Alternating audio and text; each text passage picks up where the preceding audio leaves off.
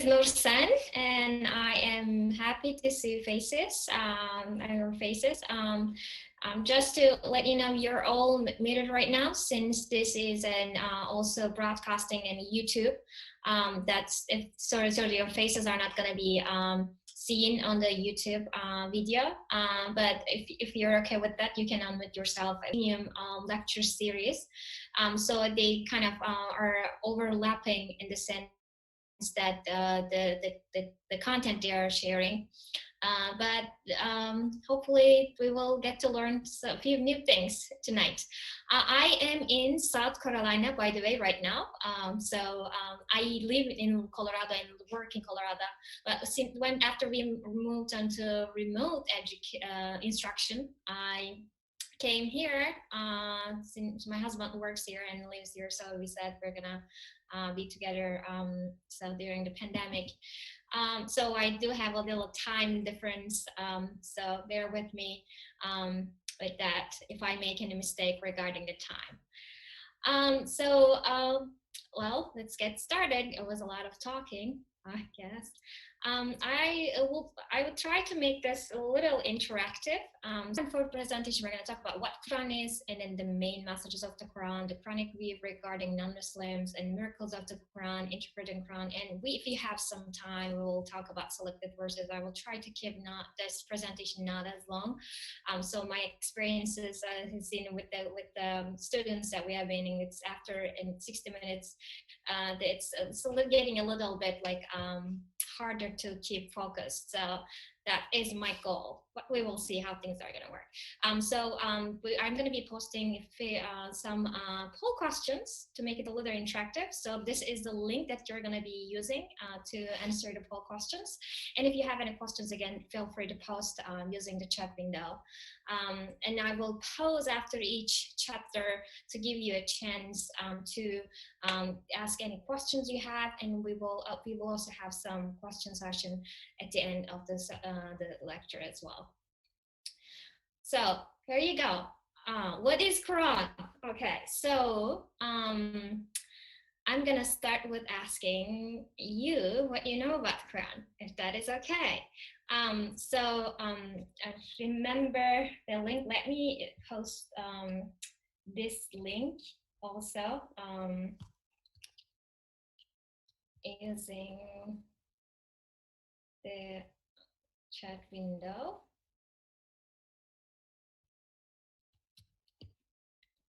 Okay, there you go. Now let's go back to our presentation. So here we go. The question that being asked is, a true or false question. Quran was revealed for a period of 23 years. Is this true or false? So I was wondering what you folks are gonna be coming up with. Is it true or false? You can use a poll, or you can type in the chat window, whichever works for you better.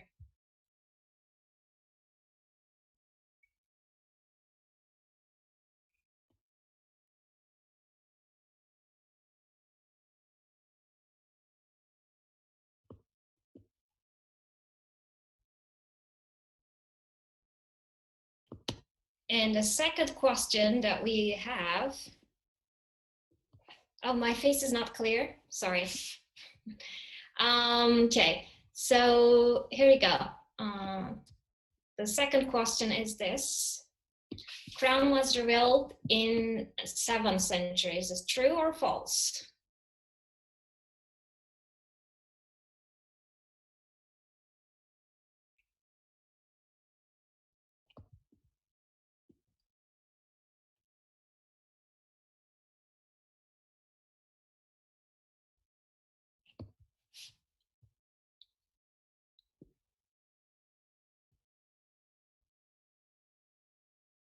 Okay, so we got a lot of truths. Okay, okay, yes, that's true. And the next one is Quran was revealed by God the Prophet Muhammad through Archangel Gabriel. True or false?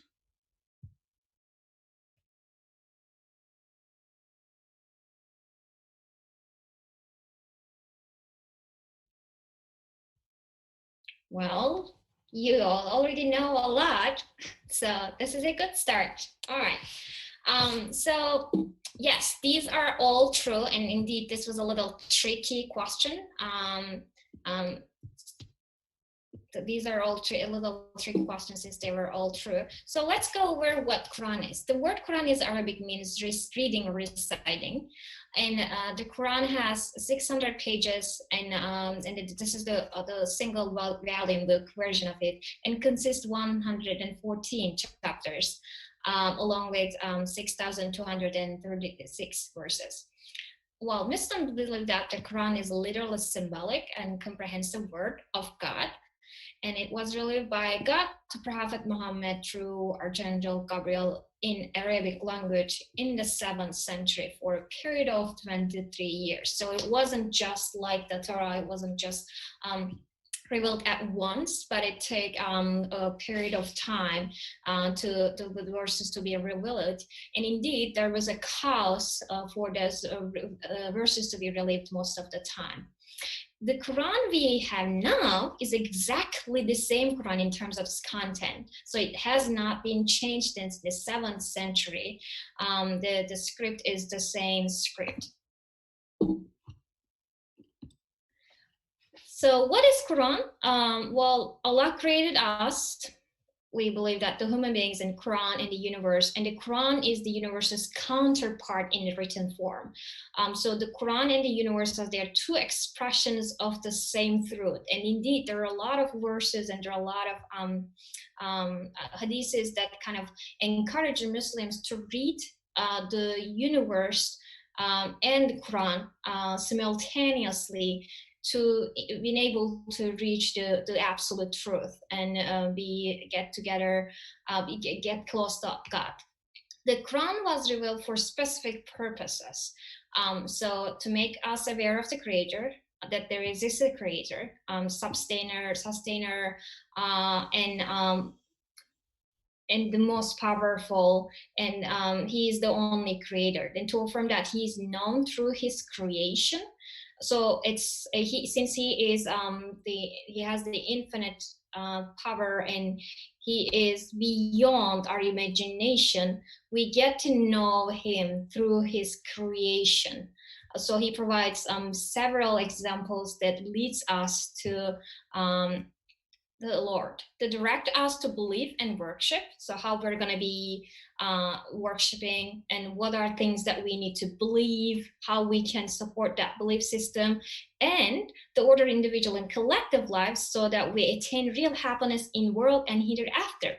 So Quran doesn't only speak to hereafter the beliefs, but it also provides some guidance regarding how we are gonna live our lives as individuals and society, and provides some principles for us to follow to perceive happiness both in this worldly life and in hereafter.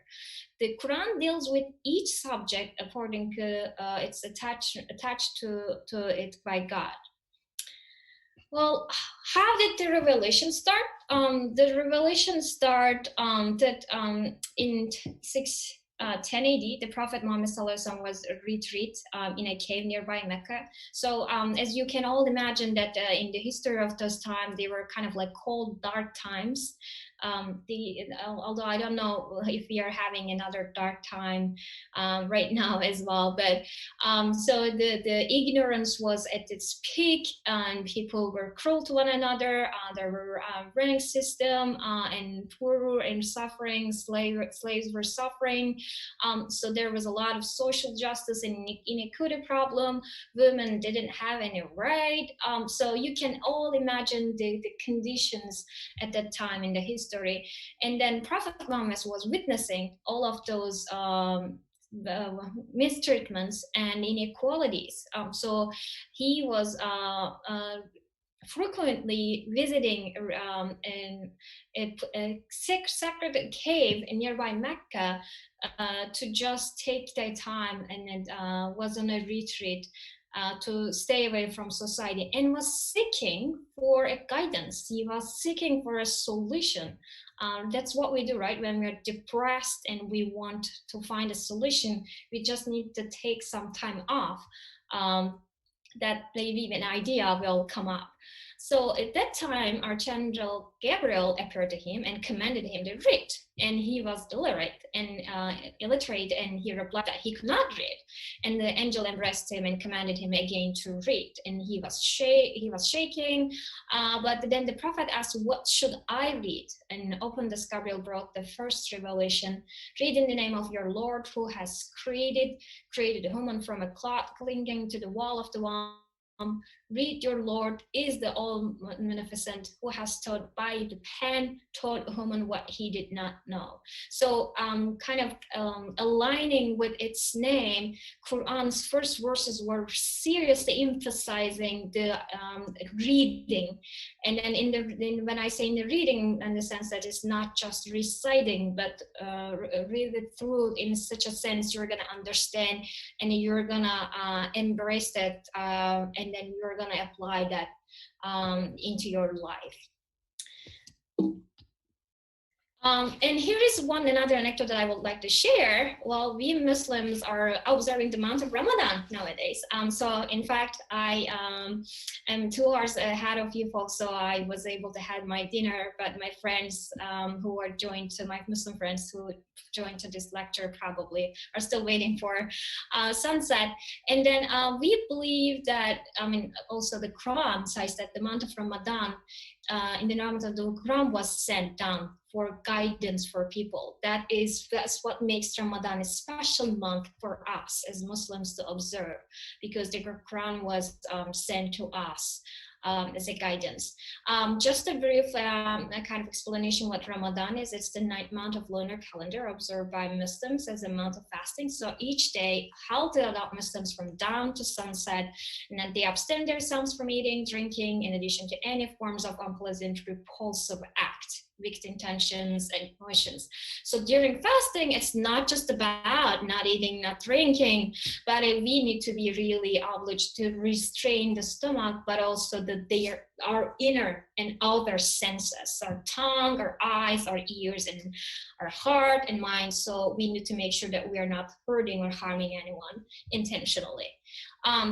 So that's why it's and this verse was actually from Quran, the second surah, the second chapter, that tells us the connection between the month of Ramadan and Quran. So how was the Quran preserved? Well, the Quran was revealed and it was recorded by the scribes of revelation. There were about like 40 people who were doing scribing, and subsequently they announced those to the public. After the words had been announced, many people memorized them, and there were indeed some people who were just focusing on this and recited them in daily prayers. And also subscribers wrote those verses on different materials such as a paper, cloth, bond, fragment, and letter, whatever platform they can find. So based on this records of multiple scribes, the Quran was compiled as a single book by the commission led by Zayd bin Sabit during the type of first Caliph Abu Bakr. So for those of you who attended the history of Islam, I believe that you were exposed to those names a lot, but if they're not kind of familiar, don't worry at all. And this happened, turning those old scripts into a book, happened almost a year after prophets passed away. Well, the Quran compiled as a written record was subjected to confirmation by the most predominant memorizers of Quran at that time. So the book called Musaf emerged, which means written verses, as the whole it's a single book volume. So during the time of third Caliph Uthman, so just remember there was only one book initially, one volume. But during the third Caliph Uthman, several copies of Quran were produced and sent to the largest cities under Muslim rule. So they're not just in Mecca or Medina or close by Arabia Peninsula anymore. Islam has been spreading across the continent. So they needed to send away copies. So that's when this happened. And here is the thing, that today, no matter where you go, all the copies of Quran around the world are the same. So when I'm saying are the same, I'm talking about the Arabic versions. I'm not talking about the translations, obviously. So the text has remained intact for over 1400 years. So that is one of the unique things about Quran is an holy book. Any questions?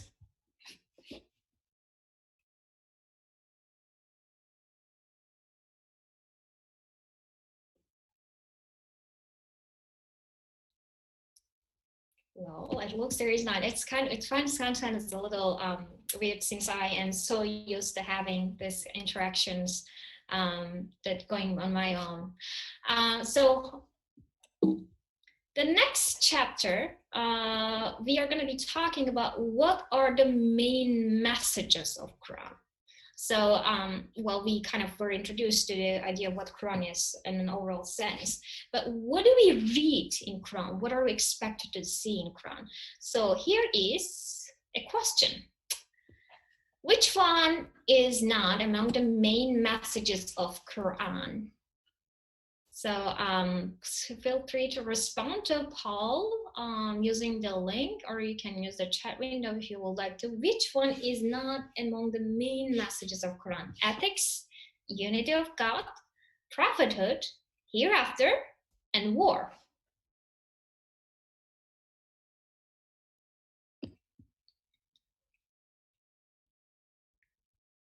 Yep, that is also true. The one that is not among the main messages of Quran is war. The rest of the war themes that we are going to be talking about are going to be part of the main message of Quran. So the Quran talks about a variety of subjects. So it's not limited to certain, but these are the overall categorization of the main messages of Quran. And indeed, if you look at different scholars, you are going to be seeing that different categorization of these subjects, but overall, like the essence is the same. There is an kind of emphasis on the unity of God and His attributes and names, and we believe God has infinite many names. Some of them are listed in Quran, and the notion of prophethood and narratives of prophethood. So it is in any prophet starting from Adam. So we believe that there are.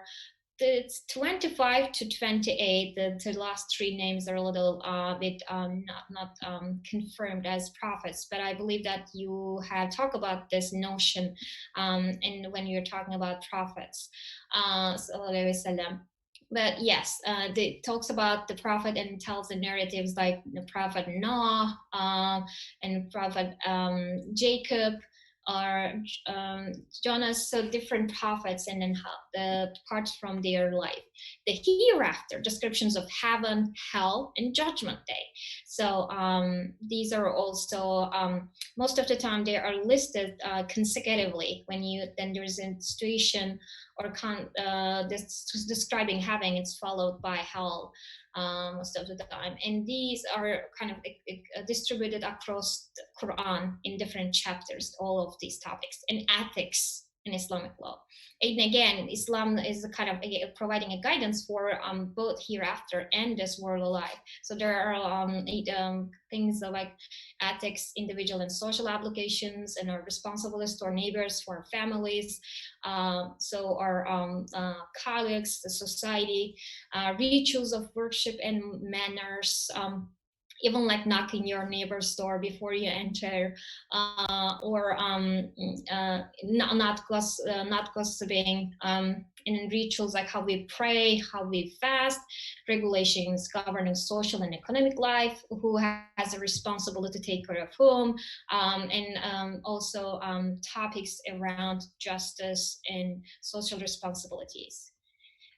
The significant portion of Quran details the essentials of belief and places them in broader framework of God attributes and the mission of human beings on earth. So what do we believe?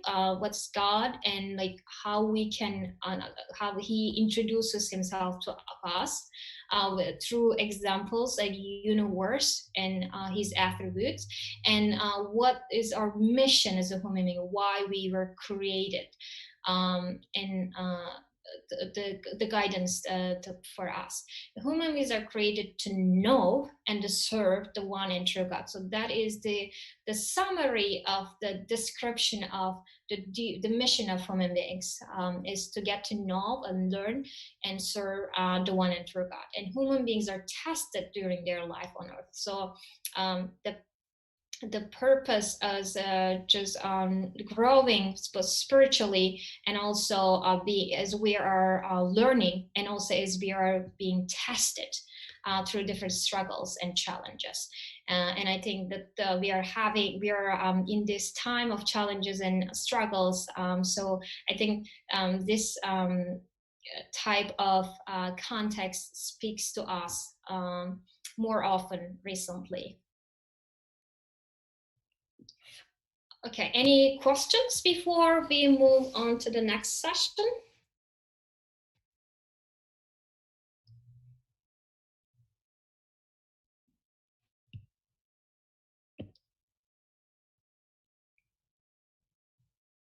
I believe no, there is no question. So here is another question for you then.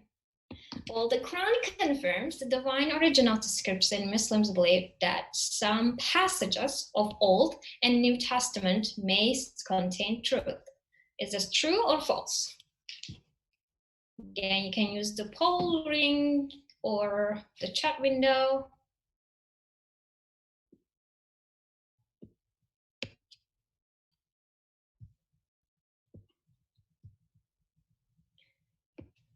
Okay, true.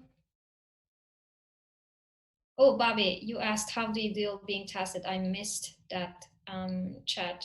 So I will come back to that question. Yes, it is true that Quran confirms that there are passages from Old and New Testament that contain truth, and it's dealing with the challenges is I think that the Quran provides some principle regarding how we can respond to the challenges and tests. So one, that there are different reasons why that we are being tested. So first of all, it's to grow our spirits. So there is a really nice metaphor that I really like, provided by one of the scholars I read a lot, Said Nursi, and that there is there is a distinction between coal and diamond, but from a chemist's perspective, they're really are made out of the same particles, but the process they go through changes the nature of and the value of both materials, and so. And this metaphor actually reflects the human beings, that we are all created with the same sense and beauty, and we need to get through some processes. We need to be heated like materials or pressured so that we become much more beautiful, and then realize our mission. Another way of thinking about the difficulties is and challenges why we are being tested is because of maybe some things that we don't know, that some of the crimes we committed or some of the mistakes we have done, so that we will not be punished, or we will not have to face the consequences hereafter. So we will deal all of those in this world. So, and then the third reason is that he provides us is that we need to see the big picture. Sometimes the things what we see as a struggle for a period of time could provide us a lot of benefit, or might have provided a lot of benefits before. So we don't get to see the whole picture. So we only see one point on a line, versus God sees the whole line. Transcends across time. So I think there are a lot of different ways of how guidance provided in Quran, how to deal with challenges and struggles. This could be another topic of a presentation, but I would be happy to share the resources that are being pulled out of Quran's guidance regarding how we deal with tests and challenges. Great question. Okay, going back to our chapter, so we're going to be talking about the Quran's view of non-Muslims. So there is a high emphasis on the freedom of believing in Quran. So Quran expresses that there is no compulsion in religion. So it cannot be, the religion or beliefs cannot be pushed upon any individual. In fact, in Quran, God frequently and recurrently urged and commanded people to think and reflect and observe and ponder, and used other similar words no less than 800 different places. So you need to be really mindful. You need to kind of make the decision of believing on your own, using all of those thinking, reflecting, observing, and pondering cognitive activities. It is not something it can be pushed or imposed. So that's one of the things that Quran really emphasizes. And Quran classifies all people into four main categories: Muslims, people of book, and Christians and Jews, and then disbelievers, and then hypocrites. So they are the ones who claim to be Muslims to get some benefits provided by the society, but indeed they are not. But the Islamic, it doesn't the Quran doesn't rank people in those based on those categories. And indeed, one of the Islamic scholars I do read a lot, Fethullah Gulen, says that being human is more important than being Muslim, Christian, Jew, Hindu, or Buddhist. So these are the classifications of people in Quran. Well, the Qur'anic View says, and I believe that you had one lesson regarding Muslim non-Muslim relations recently, if I'm correct. So maybe you had addressed all these ideas.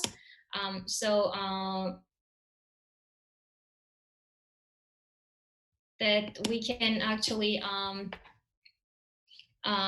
maybe we don't need to talk about this one a lot, but let me know if that is the case. Muslims are required to believe in the earlier prophets and their scriptures and in their originally revealed form. Muslims believe that the original texts were tempered with as they were passed from generation to generation. As Muslims regarded as normal that our scriptures contain passages not compatible with Islamic teachings, and the Quran confirms the divine origins of the scriptures, and Muslims believe that some passages of Old and New Testament may contain the truth. These are some of the Quranic views that we can see in the Quran. The other term we have is salvation in the hereafter. Well, salvation is a really complex term. I think that we all agree in that in different contexts, different religious, different belief systems, it means something different. But in Quran, it's basically like we don't believe the doctrine of original sin. So it's like there is no we can't say that the human beings were fallen, so they need a savior. They don't need a savior.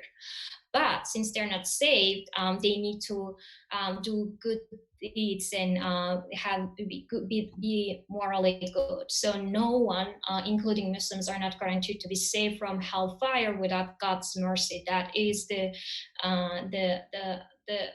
criteria for salvation, to say, in the hereafter. And faith alone is not sufficient for salvation. You need to practice the faith as an essential part of the and then be good, and then act to open it. Quran is very clear on the fact that every person will be rewarded for all good things and will be held accountable for bad things, regardless of his or her religion. So whoever truly sincerely believes in God and the last day and does good and righteous deeds, they will have no fear, nor will they grieve. So those are the Quranic view on salvation. Okay, questions?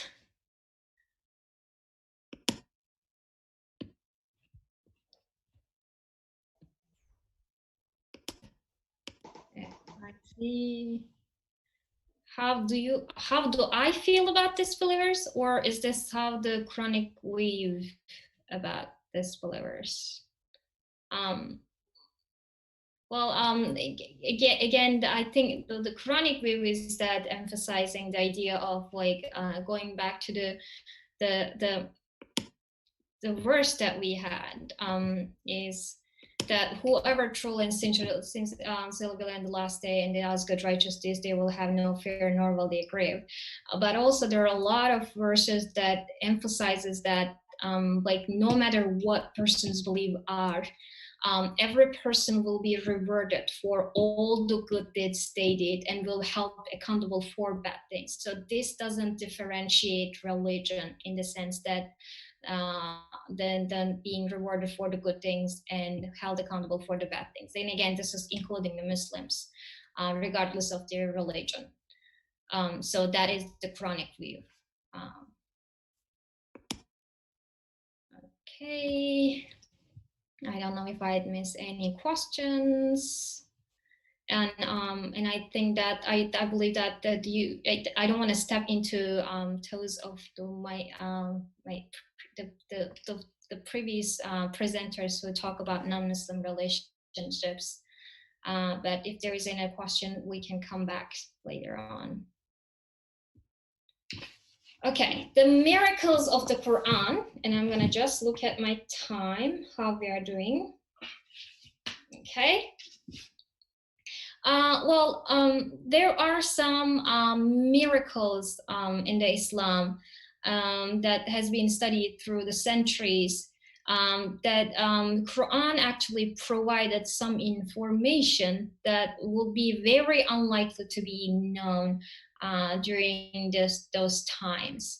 And this information regards to science, astrophysics, biology, embryology, and different law of different areas of science. So we will see some examples of them. One is the literacy aspect, and I am not an expert in literacy, so forgive me if I am not, I don't know much about this. I did read a lot, but the Quran is regarded as an example of the purest Arabic written on a poetry and prose.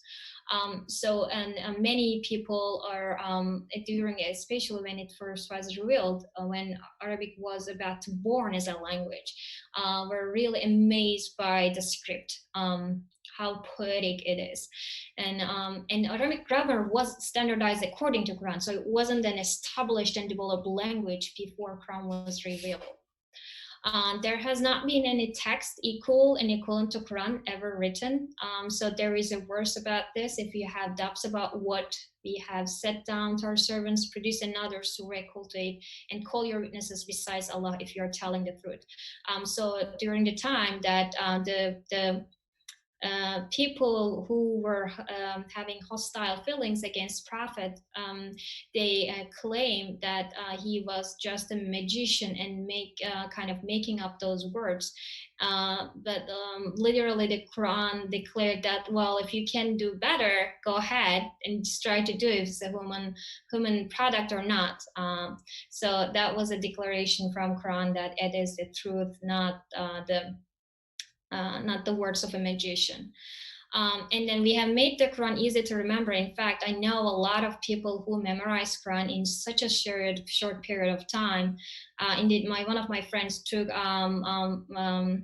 years to get memorize the whole Quran. So it's somehow sticks to your mind in an easier way. And we have taught him poetry further is not right for him. This is but a remainder.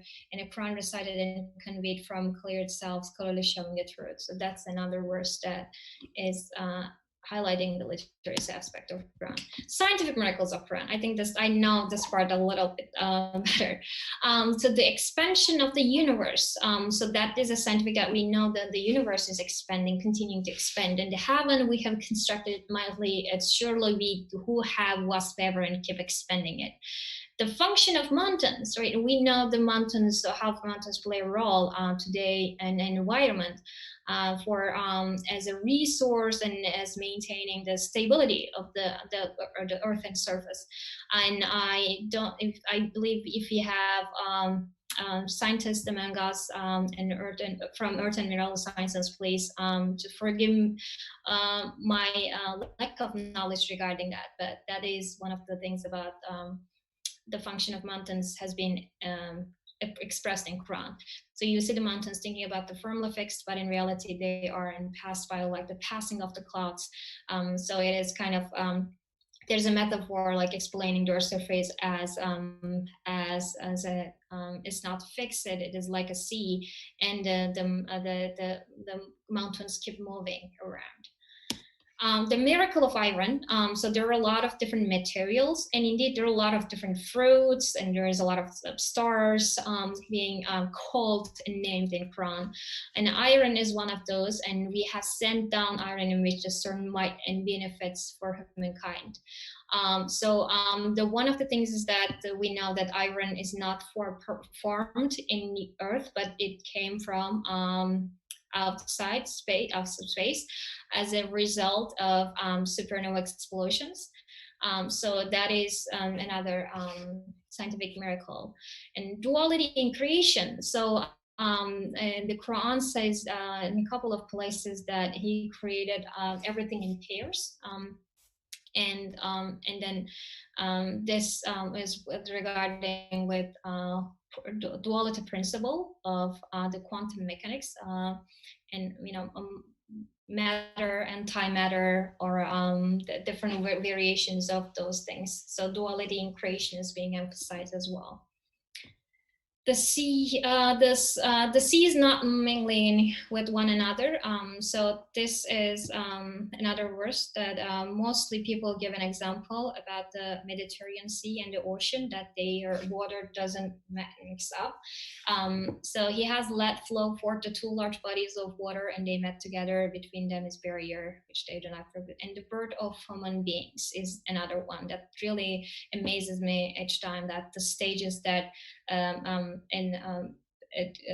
fertilize ovum, and then how the babies are formed in moms.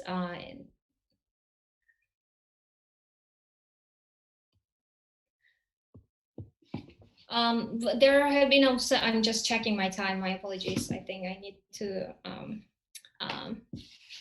talk a little faster.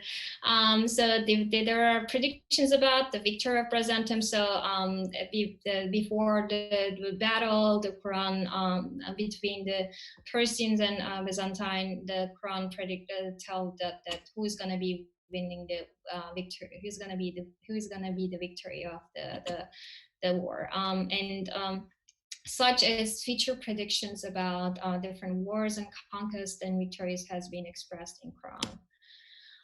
Okay, so any questions?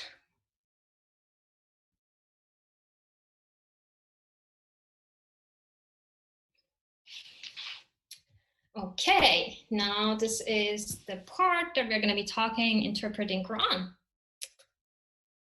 Here is another question. While interpreting Quran, which needs to be considered?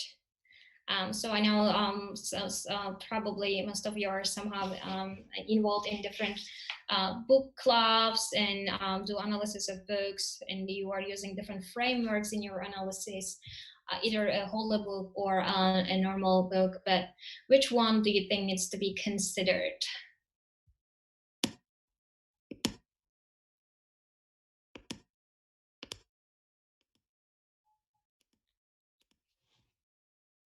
Okay, we have all above. Yeah, it is all above. Yes.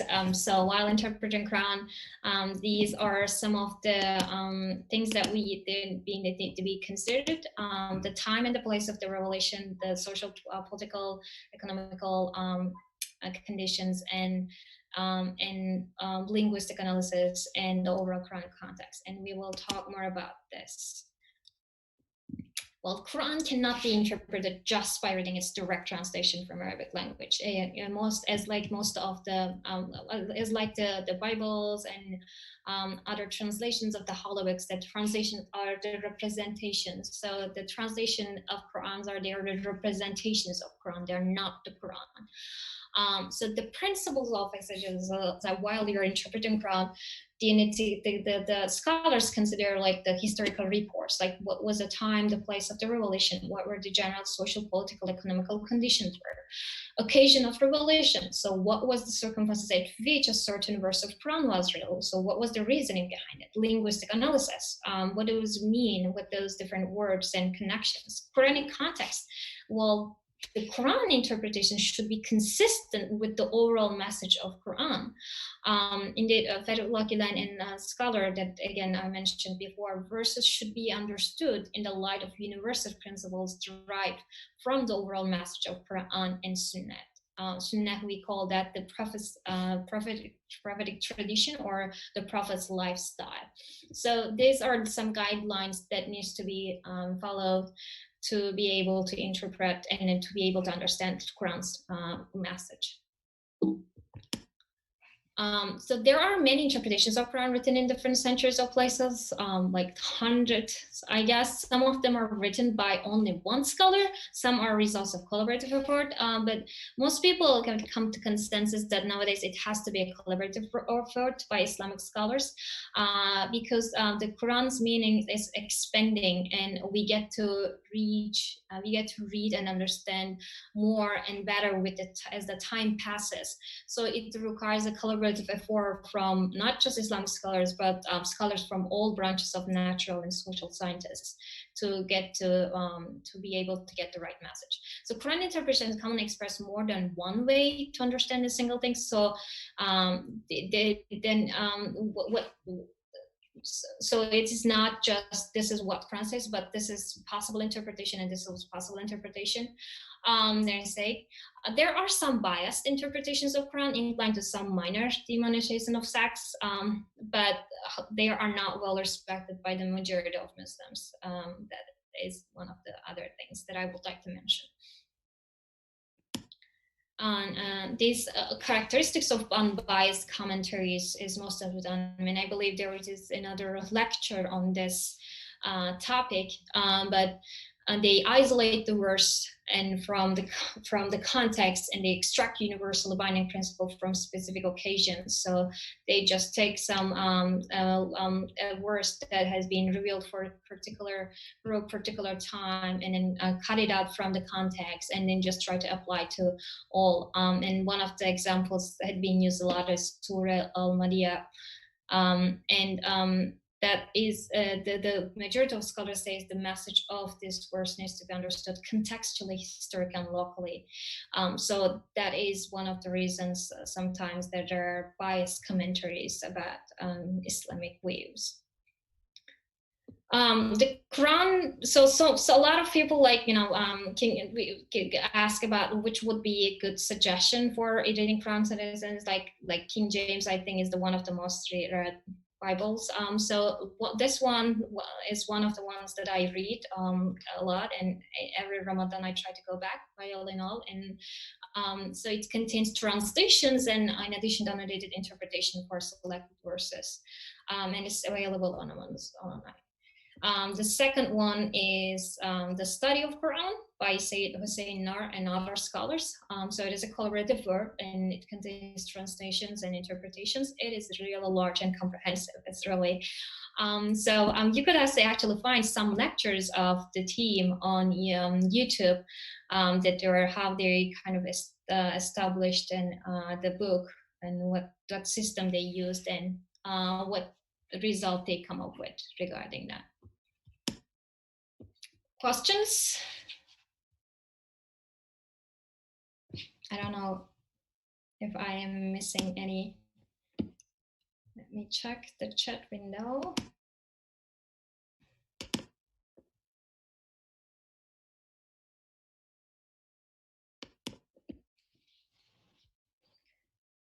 Okay. This is the last chapter we're going to be talking about some of the selected verses in Quran. Do we study the Quran in groups? Yeah, yes and no. So it is not an obligation, but I think people like to read some verses of Quran to kind of uh, to learn and remind themselves what are the facts. But the people are kind of trying not to just rely on Quranic text when they are doing the studies. Or when they gather together, because of again the interpretations require such a unique principle in the sense. So they most of the time bring a couple of different books or interpretations, and then try to read this along the way, and also they select topics of interest and then find different resources or interpretations of Quran from the scholars. No, that's an interesting question. When the Quran is interpreted, there is no magic number of scholars that agree on the meaning. In fact, the Quran is revealed to the individuals as well. So it is not. So each one's understanding on Quranic verse could be also individual in the sense that, like, saying this verse speaks to me, but in general, if you're kind of holding people accountable or just a kind of publishing or kind of making that public, that I think that you need to be really be well known, and you need to be have enough background and knowledge in order to do that. But no, there is no magic number of scholars. Indeed, again, like after the 7th century, there has been a lot of scholars who individually wrote their interpretations of Quran. But since nowadays the network of information is such broad, that it becomes really hard to kind of just rely on your expertise in that sense. But yes. Okay. Well, I'm just gonna finish up with a couple of selected verses from Quran. I don't have much else to share, and I think we are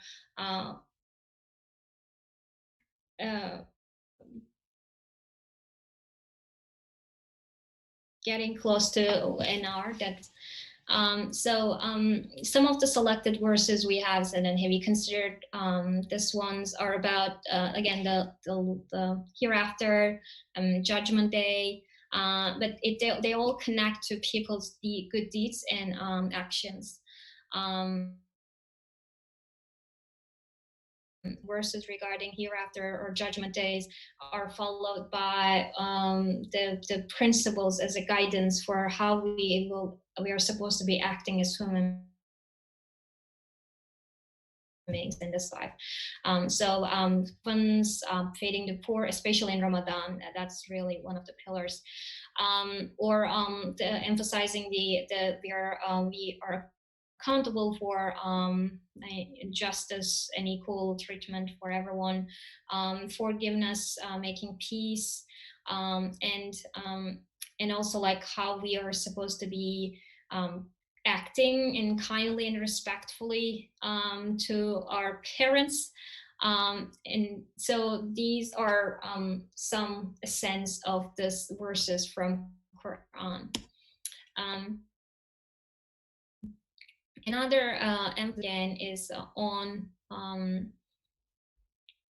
the why an emphasis is kind of telling us the Quran liturgical aspect is that it is the absolute truth by God. And also again, there are a lot of emphasis on the good things, and also like what if you do bad things, or what's going to happen as a punishment in the hereafter, is another type of verses that we see a lot. So in the translations, I think that that's one of the things is they are trying to keep the essence of being the scriptures holy as possible, but they are also trying to make the meaning accessible to readers. So sometimes there is a loss in that essence of the holy script. And there are a lot of guidance regarding the society, like how we as human beings could act as a society. This is one of the verses that has been probably used a lot in most of the dialogue conversations. But Allah says that He created us in tribes and families so that you can know one another, you can learn from one another, and so and then the ranking again in front of God's eyes, in God's eyes, is that not being highly respected or just your economical level, but in God's sight, it is your piety, righteousness, revereness.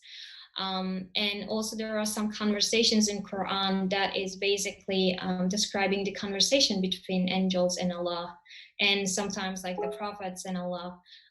So those are some examples we could find in the selected verses. And this is the part that I think like I love best. And these are the verses that emphasize how forgiving God is, and then in order to be able to forgive, that you need to forgive others. And there is a lot of emphasis on peace and justice.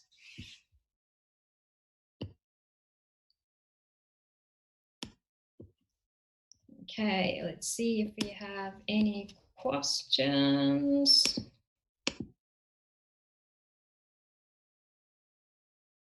Oh yes, never punish someone unless a messenger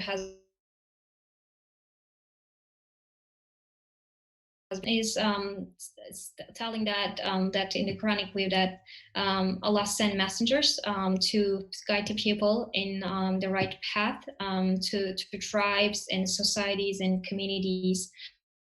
But if there is a group, if there is a group that the message has not been communicated clearly, then those people are not going. They are not going to be punished by the message that they don't receive. So there are.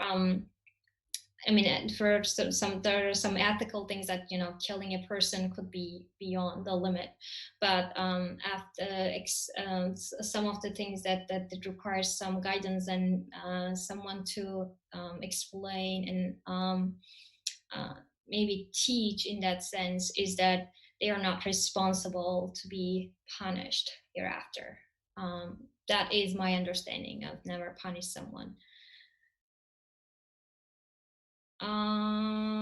Buddhists, Zoroastrians, Hindus, etc. Well, I'm not an expert in this question in regarding that. Then what does Islam say about immortality?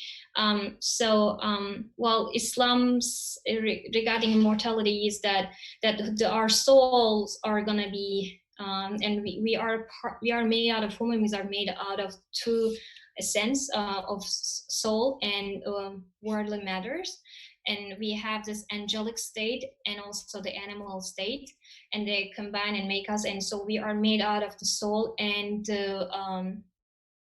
also the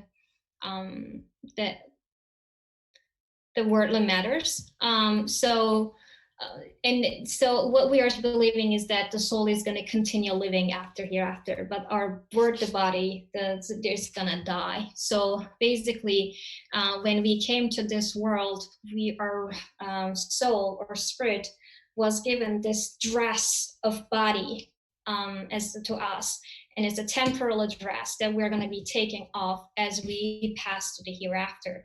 So this is just a stage in our life. But then so that is the soul continues to live on, in that, but I don't know what I can discuss about Vedasaurans and Hindus. So that might be something for another probably lecture. That what aspect of it's going to be described, and what maybe as a Quranic View or the practices regarding that. But in Quran, we don't, there is no verse about reincarnation. So the soul continues to live on and change the form as in different worlds. Is the Quran considered a prayer book as well? Yes, when we are praying 5 times a day, we do recite verses from Quran as a prayer, and there are also like verses in Quran. Literally, just Allah teaches us how to pray, like how to ask for things, how to ask for forgiveness. So yes, we use Quran as a prayer book as well.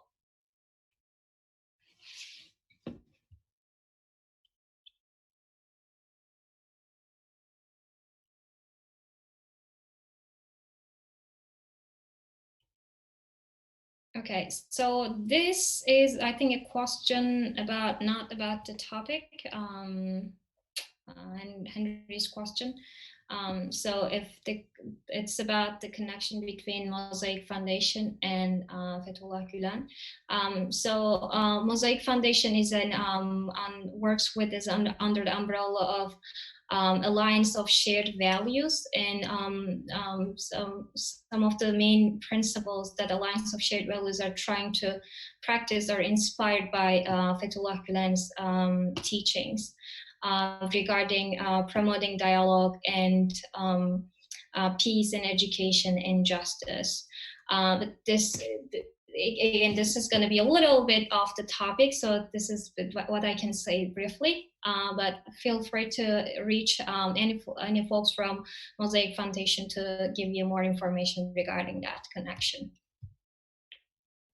Okay, so well, I was about to ask if you have any questions, and I think we can, as we are closing today, if you have any last questions, please feel free to post. And this is the last poll that I am posing.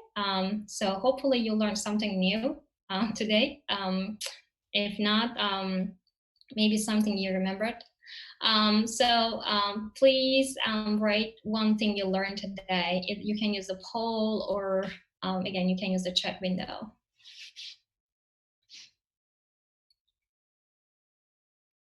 And these questions also, I think, can help us maybe to think about possible lectures that will address different topics. So I think this is an evolving lecture series, and I am kind of a new member after this series. So I think that could be part of the conversations. It could be already part of the lectures, but great.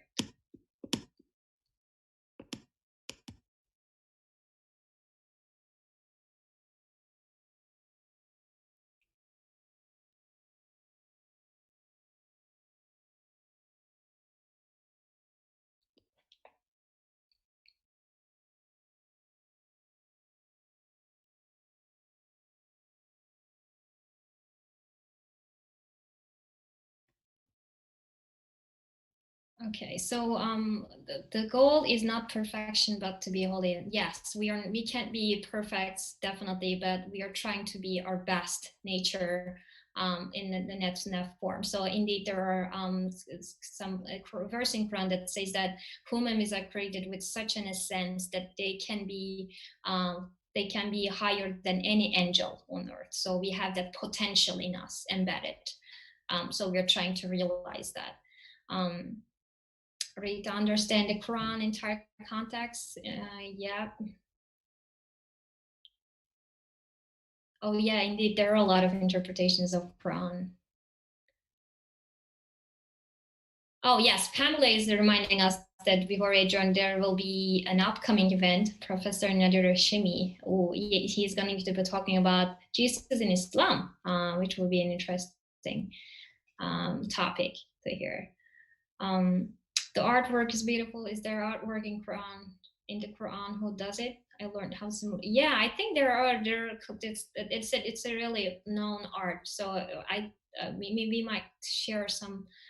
You can actually Google them and see and find those kind of Quranic art work in different places. The topics covered in Quran. I learned how Quran was given, how Islam resolved people. Okay, well, I tried to address your questions. Hopefully, it was not. It was a useful and helpful lecture, and so I would like to thank you all for joining us tonight. And I know people are spending a lot of time in front of computers, and it's kind of observing people's energy in that level. So thanks for staying us with around an hour, and hope to see you in the next lectures. So yeah. Okay, I'm gonna